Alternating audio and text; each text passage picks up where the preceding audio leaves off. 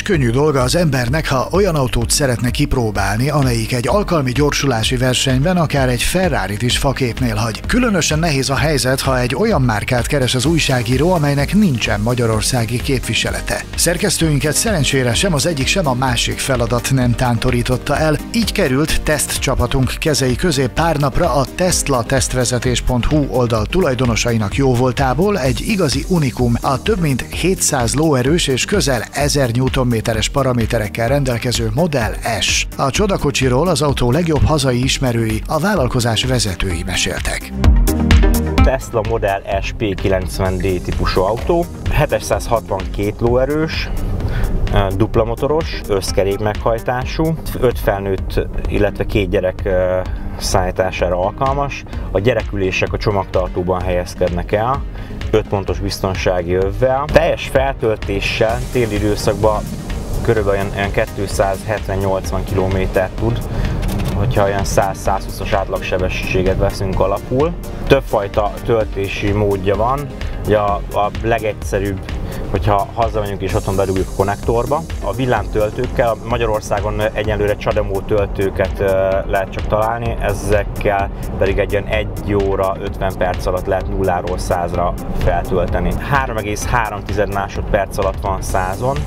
Maga az autó több mint 2 tonna. Akkumulátorok a padlólemezen vannak elhelyezve, és van súlypontja, és nagyon az úton van, nagyon lehet érezni. Ha otthon tankoljuk föl, a 90 kW-os aksi, ez 0-ról 100-ra körülbelül olyan 2500 és 3000 forintba kerül. Az Autopilot üzemmódhoz, hogy elindítsuk, feltétlenül szükséges, hogy az útjelek azok jól láthatóak legyenek. Itt a bal kezemnél található egy kis kar, hogy ezt megpöccinte. Most beállítjuk, hogy 80-nal menjen, tehát egy lefele mozdulattal fixálom a tempomatot, 2 pöccintéssel pedig elindult az Autopilot. Gyakorlatilag mindent önállóan csinál, tartja a sebességet, hogyha szükséges, akkor sávot vált. Most sávot fogunk váltani, úgy kirakjuk az indexet, ilyenkor majd kér egy pici rásegítést, és innentől kezdve teljesen önállóan sávot, tehát visszaváltásnál ugyanez visszaindex, kér egy pici segítséget, és önállóan kormányoz. Egy ismerősünkön keresztül tudomást szereztünk róla, hogy külföldön ki tudjuk próbálni.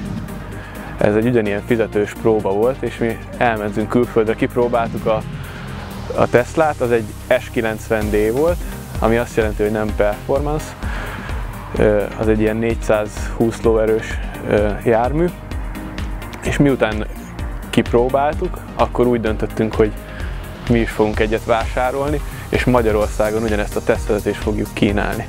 A tesztvezetés országszerte elérhető. Ezt úgy oldottuk meg, hogy előre meghirdetett időpontok vannak, és oda mi kimegyünk egy elektromos töltőállomáshoz. Minden esetben egy elektromos töltőállomás kiinduló helyszín. Ennek az az oka, hogy ha lement egy tesztvezetés, mielőtt a következő elindul, tudjunk újra tölteni. Fél órás, 1 órás és másfél órás csomag is elérhető, és akár 150 km-t is le tudunk vezetni egy tesztvezetés alatt.